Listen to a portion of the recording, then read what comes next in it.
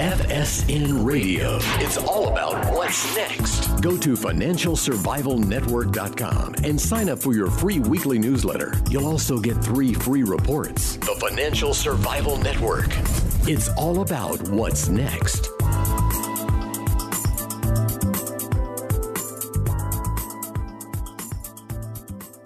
Welcome. You are listening to the Financial Survival Network. It's Kerry, Lutz, and with us is Lowell Ponte. I'm sure you're familiar with him, author of 5 key books on economics, co-author, that is, with Craig Smith, and former roving editor for Reader's Digest magazine. And you've seen his work on all the major publications, The Times, Wall Street Journal, LA Times, and so many others. And Lowell, welcome back to the show. Kerry, it's always a pleasure to be with you. Thanks for inviting me. As always. And hey, had a little showdown in D.C., Netanyahu versus the current occupant of the White House. I dare to utter his name. And, well, as far as class, dignity, and respect for the office, not much of a contest, was it? Well, no, but let's understand what we're dealing with. What I was amazed was what the media has omitted about this. First, I remember as a journalist going to Israel for the first time nearly 40 years ago, and the first thing they taught me is if you see a package that's been left on a bus, seat, if a package has been left on a park bench, run and get the authorities. It's probably a bomb. And at the time, I thought, my goodness, this is so strange. Things like this don't happen in the civilized Western world. Well, what we've learned since 9/11 is that those things do happen. Indeed, we're all Israelis now. We're living in a world largely defined by the threat of terrorism. And as such, to hear Prime Minister Benjamin Netanyahu of Israel was to hear someone who genuinely understands this issue from the ground up. They never mentioned Benjamin Netanyahu, that is, while the Obama administration, which is basically an administration of academic airheads and political operatives. And people... Benjamin Netanyahu is the real thing. Benjamin Netanyahu was a commando in the Israeli Defense Forces. He was wounded 3 times fighting terrorism. His brother Yoni was killed leading the successful Entebbe raid to rescue Israelis who'd been skyjacked to Entebbe, Uganda. And so Benjamin Netanyahu understands the threat. And he's, of course, been head of a government that's been under rocket shelling from Hamas and otherwise under terrorist threat for decades. So here we have someone who actually knows what he's talking about and is actually a leader in fighting terrorism versus a Barack Obama whose experience in confronting that has been what? As a demonstrator and activist in Chicago trying to shake down businesses. It's absolutely amazing, the disparity between the two. The second thing that fascinates me, and Netanyahu himself did not play this up, but it's certainly worth talking about. It isn't just missiles with which a nuclear Iran would threaten us. It's also the use of terrorists as a delivery system. I mean, imagine that the next 9/11 we face is not someone flying a plane into a couple of buildings in New York City. It's a terrorist driving a nuclear weapon in a Volkswagen van or assembling it on the spot from little undetectable pieces in New York City. So that Manhattan, so that Washington, D.C., and other key cities can be turned into radioactive holes in the ground, and the U.S. economy collapsed. The horror that all that would entail, not only would we be talking about millions of people dead, we'd be talking about all of our freedoms gone, as overnight we were turned into a garrison state. We were going from the openness of the Roman Empire to the closedness of having to live in medieval castles for defense. So you're talking like another Dark Ages, effectively. Another Dark Ages, and we're not all that far from it. Ironically, the reason we face this threat, of course, is precisely because while in the West, genuine religious belief has disappeared, the true believer fanatic religiosity of Iran is still quite real. And the problem is nobody wants to talk about what that religiosity entails. Under full compliant Islamist Sharia law, you cannot make peace with an enemy. It's actually forbidden because the entire world is divided into two places. One of those two places is Dar al-Islam, the world already ruled by Islam, and Dar al-Harb, which is the world of war. That's literally what it means, that Islam has not yet conquered. In Iran, we're dealing with enemies who literally are 12er Shiites. What this means is they believe they can bring about the final global triumph of Islam, the coming of their mythic figure, the Mahdi, who will bring the triumph of Islam by fire and sword, simply by starting a major nuclear war in the Middle East. So to give these people weapons, I mean, think about this, Kerry, for just a minute. Barack Obama believes that you and I should not even be allowed to own a .22 caliber hunting rifle or a .38 caliber handgun so a woman can defend herself against a 250-pound rapist. Those are forbidden in Obama's kind of progressivism. And yet, as the Prime Minister of Israel rightly said, Mr. Obama seems willing to just roll out the red carpet to pave the way to Iran acquiring nuclear weapons. Now, if one of the leaders of Iran, with his view of global doomsday, with his desire to get the 72 virgins you get in heaven if you die as a martyr. Oh, and by the way, if you didn't know, you'd not only get the 72 perpetual virgins whose virginity is always renewed immediately after you've been with them. In Islamic heaven, they believe, you will also, for your sexual gratification, be given young boys with skin like pearls. That's what the quite a religious reward. Yeah, well... So this tells us something about the mentality we're dealing with here. Oh, yes. And this is the problem, that most of the world, just like they're totally ignorant about how an economy really works, they're totally ignorant about what's happening in the Middle East and what the true goals of these fanatics are, right? They don't have a clue. I mean, when we were fighting the Soviet Union, looking back on it, that may have been our golden age of recent times. Really? Because the one good thing about a communist is they're godless atheists. Mm-hmm. And as godless atheists, they don't envision going to heaven. They don't envision having a paradise with 72 virgins for them. They just envision the end. And therefore, they had genuine incentive to hang on to the life they already had, rather than sacrifice it and others for a future life. Now, that gave us a great advantage. We could have mutually assured destruction. We could threaten them, and nobody set off nukes on either side. However, against these opponents, against the Iranians, they are just religious enough and fanatic enough that they would be happy to set off nukes. Look at these, and therefore, how do you deal with people like that? Look at these under their ISIS kind of Sharia guys. law, there can be no peace with infidels. Yeah. Because the whole point of the faith is to take over the world. Right. And they actually have a rule that was handed down from the days of the prophet. Yes, you can make peace with the enemy, but it must be a false peace. Exactly. I mean, this is literally in their doctrine. They have religious doctrines, and by the way, Barack Obama should know this. His middle name is Hussein. His father was a Muslim. His stepfather in Indonesia was a Muslim. He grew up as a young man as a Muslim. Surely he understands the theocratic doctrine, al-Taqiyya, Intirar, Kitman. What happens to Muslims that reject the Muslim faith under the book? If you reject the faith, you're no longer a Muslim. And what happens? What happens to a Muslim? You're an apostate. Right. So I don't know. Did you hear when he rejected it? I wasn't clear on that. I didn't hear it.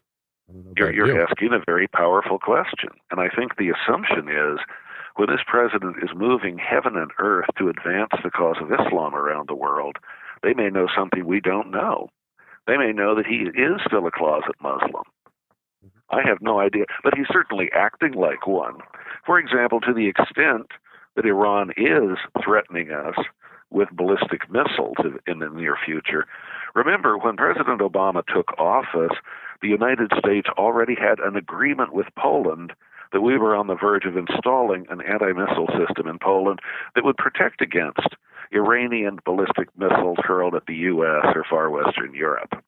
And yet, what did the president do? Mr. Obama immediately reneged on the deal and announced that we were not going to keep our word to Poland. We will not have such a system there. We have the example of Egypt. Remember what happened in Egypt? We had there Hosni Mubarak, who, whatever his other failings, had been a faithful ally of Israel and the U.S. He had protected Israel from war. And so President Obama went there, gave a speech, a rousing speech calling for more activist Islam and telling how evil the U.S. was.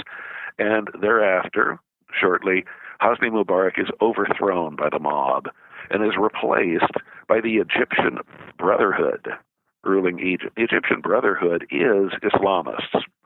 It is people who have this goal of Islamic rule of the world. What then happened? Our president, turned around and offered to give the new Egyptian Islamist government, effectively a terrorist government, F-15 and F-16 jets. Then that government, which was trying to snuff out democracy, they got overthrown. You don't need democracy when you're ruled by the Quran, which is what they would want. They were overthrown by the Egyptian military led by Mr. al-Sisi, who himself has proven to be a very strong critic of Islamism, of this politicized form of Islam. And what did President Obama do? Oh, he assaulted al-Sisi, and he withdrew the offer of F-15 and F-16 jets to Egypt. Sending them to the Russians. What kind of political mentality does that? There's something wrong with that picture, isn't there? Because al-Sisi was establishing, again, a pro-American government under the Egyptian military. And Obama found this intolerable. He was appalled by it. There's something wrong with that picture, isn't there?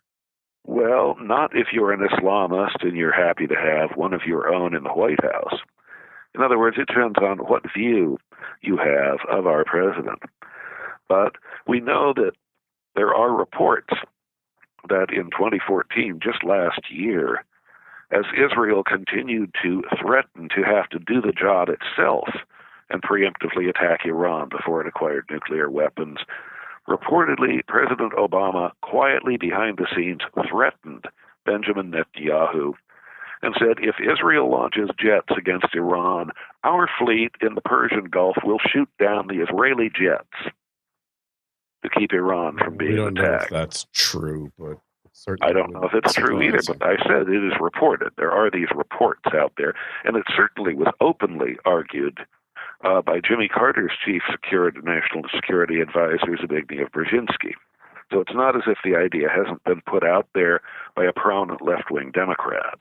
Mm-hmm. It has been. Now, by the way, last October, a piece by Jeffrey Goldberg, who is the Atlantic Monthly's chief correspondent on the Middle East, he put out a study saying that because of U.S. pressure, Benjamin Netanyahu was held back for years from daring to attack, and this included Zbigniew Brzezinski's threats, was held back from preemptively attacking Iran.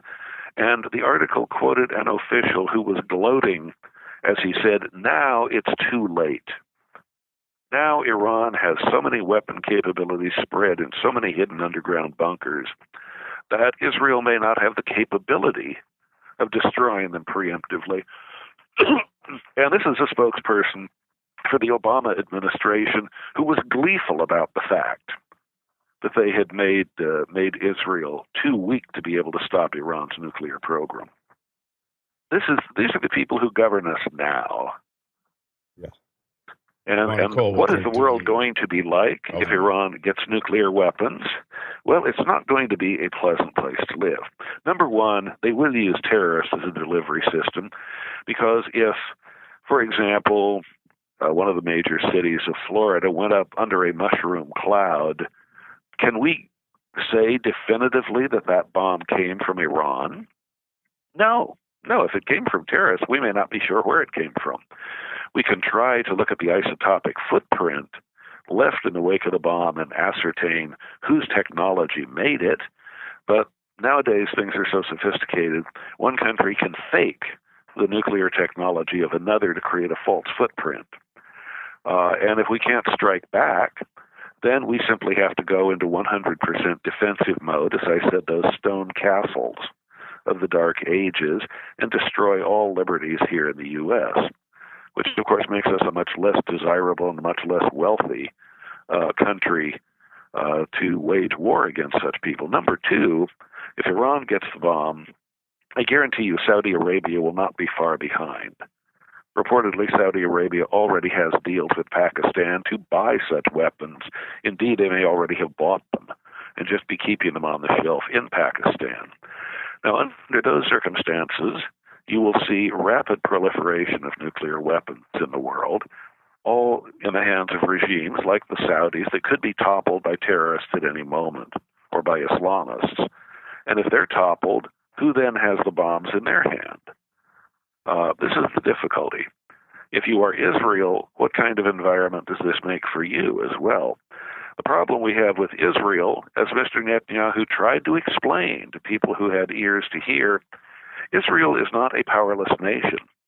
If it is pushed to the brink of the sea, if nuclear weapons start going off in Israel, even if they cannot neutralize Iran entirely with conventional weapons, Israel does quietly have about 1,200 nuclear weapons. And if they are already doomed, if they have no place left to go, if the most dramatic Israelis feel that they're about to see their country exterminated, they will not go down quietly. They will launch attacks on everything around them in a 360-degree circle.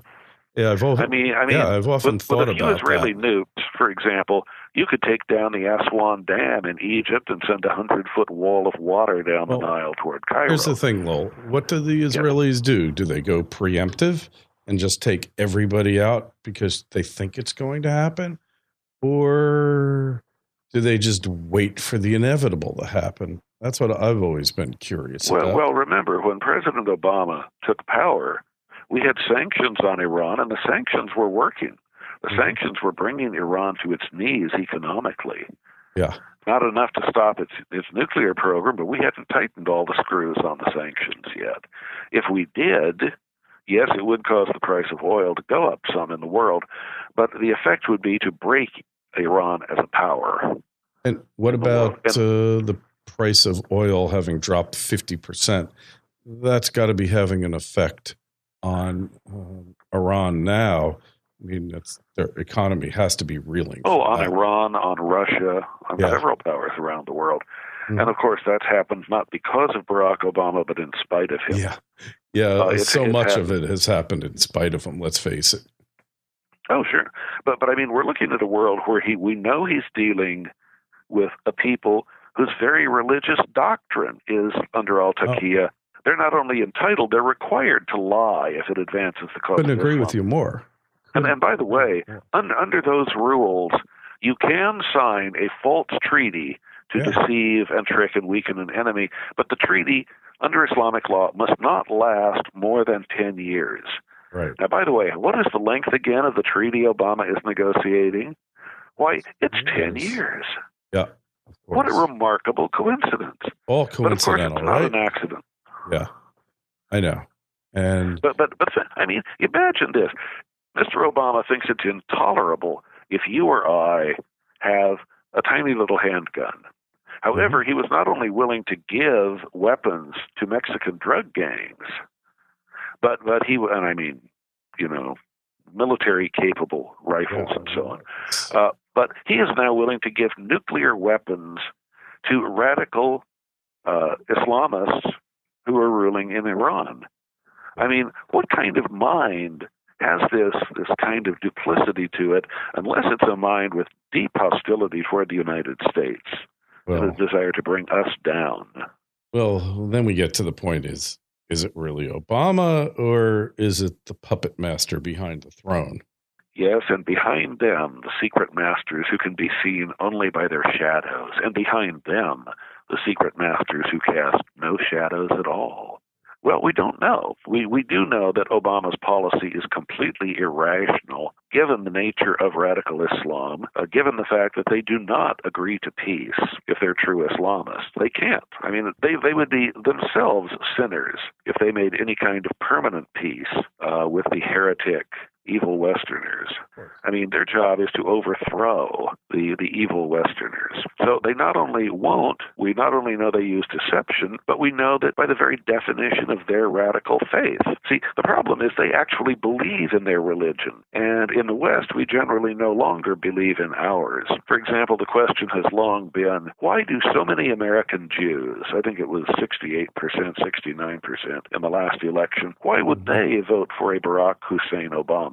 And the answer is, when you look at it closely enough, it's not that Jews are voting for Obama. It's that they aren't really Jews at all. I mean, when they have done surveys, 79% of the American people say they believe in God. You know what percentage in the Jewish community say they believe in God? 48%, a minority. That's really distressing. And of those, when you ask them, do you genuinely, sincerely think that God exists, only about 25% believe God exists.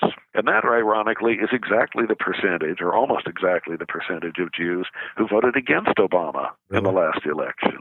In other words, if we're talking about genuinely religious Jews, they are not supporters of Obama and the Democratic Party for the most part. It is these people who we could call Genos, Jinos, Jews in name only, who are ancestrally Jewish, they're culturally Jewish, they know a few words of Yiddish, they wear their Judaism as you would a school tie from an alma mater or a country club membership that is useful for you when doing business, but they're not religious Jews. And since Judaism was largely defined by religion historically, are you really a Jew at all if you don't believe in God? I mean, Hitler would certainly take you to a death camp based on your Jewish ancestry, but that does not mean that you would feel any deep, profound support for Israel or any deep, profound opposition to the threat of radical Islam. Yeah, this is all distressing here. You're talking basically atheists, which is obviously,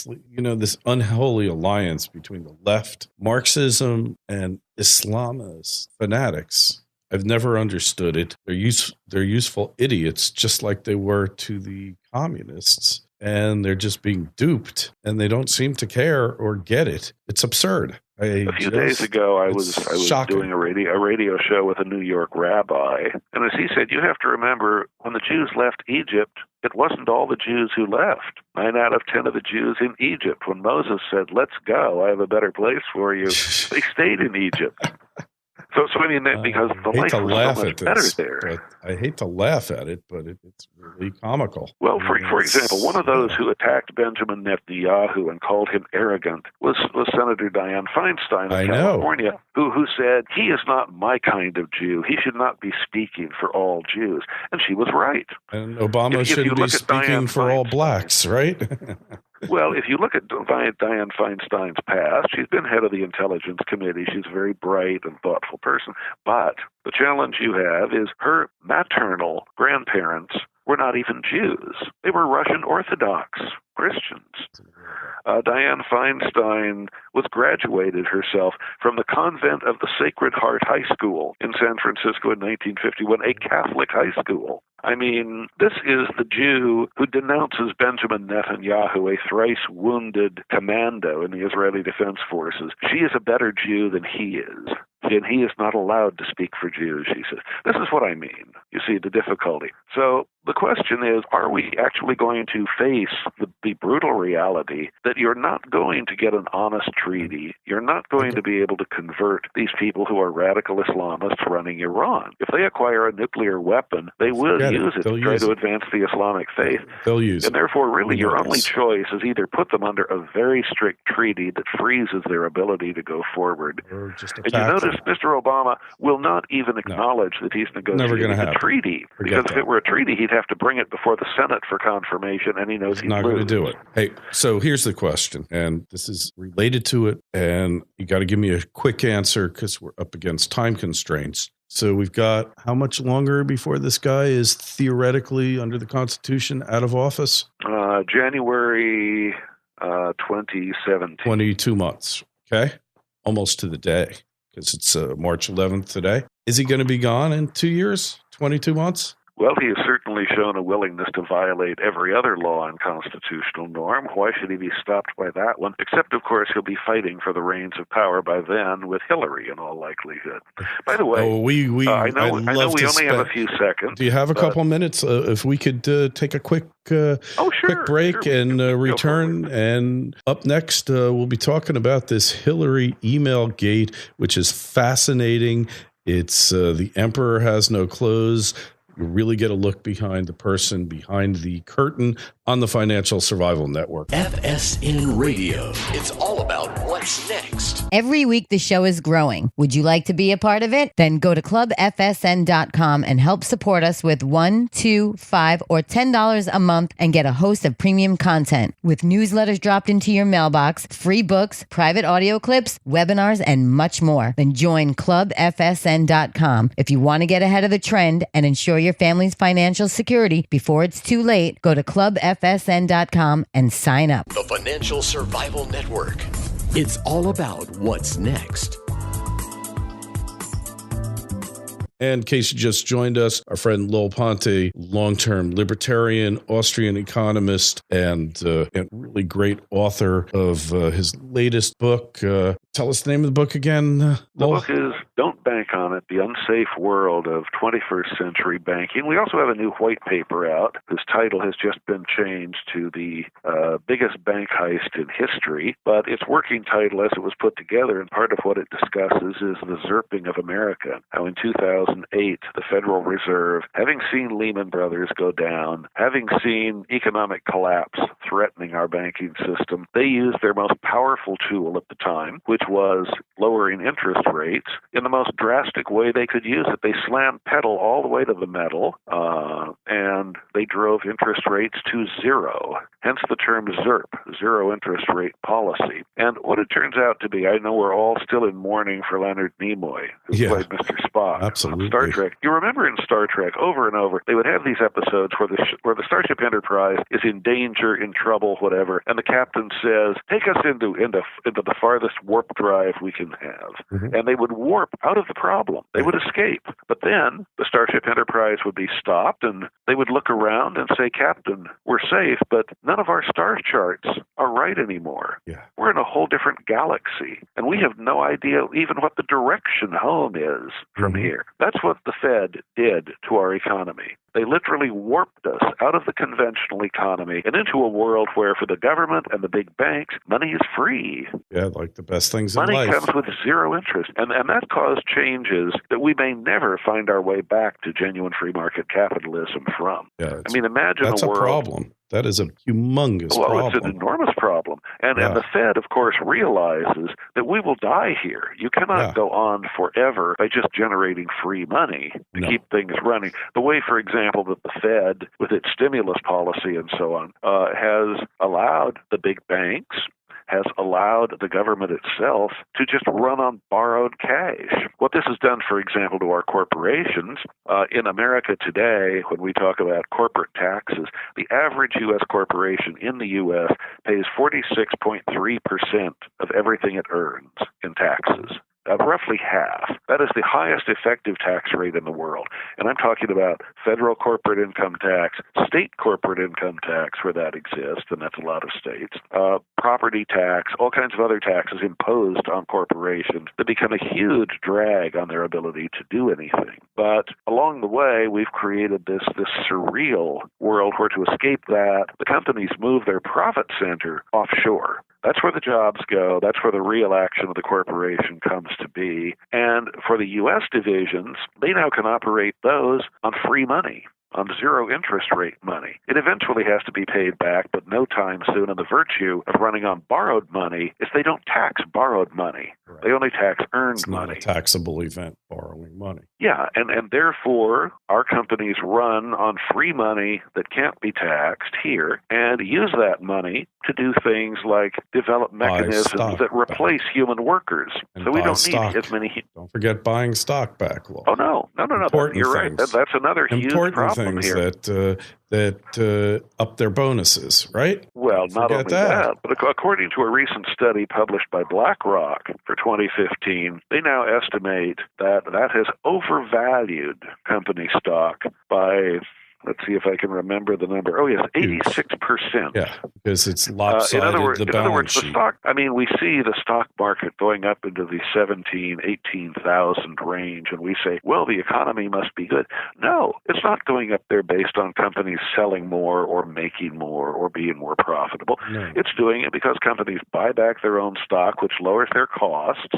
They no longer have to pay the bonuses. They don't have to pay the dividend on the stock, which is 2%, and the interest rate is less than that. And the rate that they're paying on the bond is tax deductible. The dividends are not, so their after-tax cost is less. And then they wind up with a lopsided capital structure, which when the economy really hits the skids is just going to be death. So yeah, but it reminds us that what the stock market really has become is a casino running on free money. It is not a mechanism for funding actual capitalist enterprises or creating wealth. In fact, we're now to a point where if you look at Social Security disability alone, that, of course, has been pumped up enormously under this president because Mr. Obama changed the rules so that, Kerry, if you or I, if our unemployment check runs out and we're just worried, say you're depressed and go on disability. It's even easier than that. You go to the right doctor and you say, Doc, I hear voices in my head. Yeah. And that is enough to get you a lifetime disability check. We now have almost as many people bankrupting Social Security through its disability program as we have working full-time in all of manufacturing. Yeah, 20 million people. We're not a country that makes things anymore. We're now a service economy. And by the way, that shows we had a Harvard business professor only a few days ago in the Wall Street Journal, Mr. Quinn Mills, point out that if we stopped using the old style of seasonally adjusted cost of rate, because that was created in a time when we were a manufacturing economy, not today's service economy. If you simply went back to straight numbers that were not manipulated and adjusted by the Fed and the federal government, you would discover that we didn't gain 200 and some odd thousand jobs in December and January. We have lost 2.7 million jobs. Of course. But of course, the gimmicking of the numbers allows the government to reverse all these kinds of things. We know this, Lowell. It's all a scam. The government statistics, they're all cooked. And they're all done to promote management of prospective economics to make you believe that the economy is doing better than it actually is. So you'll go out and spend money and become a subprime borrower and finance cars and homes that you can't afford. So to keep this scam economy going. As to millennials, a third of them have hamburger flipper jobs. Right. Another third are still living at home with mom and dad up to age 34. And those who did go to college and actually get a full-time job, they're paying off student loan debt that averages $30,000. So they can't afford to buy the new home or the new car. And all of that drags the economy backward from what it used to be. On that note, Lowell, book offer, tell us about that and how we get the book, okay? Oh, sure. Well, there are 20 major risks facing your bank account. In fact, you don't even own your bank account anymore. You're a creditor of the bank. Meeting in Australia. If you'd like a copy of our free book, Don't Bank on It, The Unsafe World of 21st Century Banking, about how to protect yourself from all this, we'd be happy to give it to you free and postpaid. Literally will not cost you a penny. To get it, just call this toll-free number, 800-630-1494. That's 1-800-630-1494. Or as I'd like to say, think of Columbus sailing the ocean blue in 1492, but not quite. 800-630-1494. We'll be happy to send you the book. My co-author, Craig Smith, has Mitt Romney-like entrepreneurial wealth. He does not need a few dollars from selling books. We do want to save the world for our children and grandchildren, however, to keep the republic alive, to keep freedom here alive, and to maintain sound money to the extent that we can. And so we're just arming people with information. That's why we give the books away. 800-630-1494 is the number, and you're welcome. All right. Hey, Lowell, always a pleasure. Thank you so much for coming on. And you'll find the number in the show notes to this interview on financialsurvivalnetwork.com. Don't forget, make sure you sign up for the newsletter. Got some great webinars coming up. And Lowell, we will talk with you again real soon. It's always enlightening and Kerry, educational. Bless. Hey, you too. Thank you for having the courage to be a beacon of light for people. Hey, we try, and you be well.